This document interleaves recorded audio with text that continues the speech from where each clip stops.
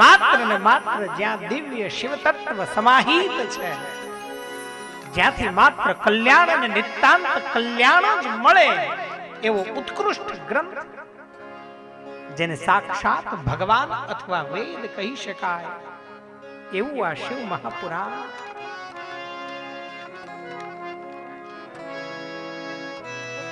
સસપ્ત સંહિતમ દિવ્યમ પુરાણમ શિવ સંગતમ. અને આ 7 સંહિતાઓ ભેગી થાય ને એને જ શિવ પુરાણ કહ્યું છે. જે મનુષ્ય કહ્યું છે અહીંયા શ્લોકમાં, એતત શિવ પુરાણમ હિ સપ્ત સંહિત માદરા.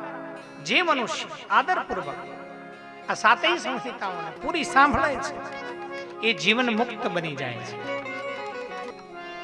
એટલે પછી એને શિવલોકમાં વાસ મળે છે અને શિવની બાજુમાં રહેવાનું, એને છોડીને ક્યાંય જવાનું નહીં, એ જીવન મુક્ત છે.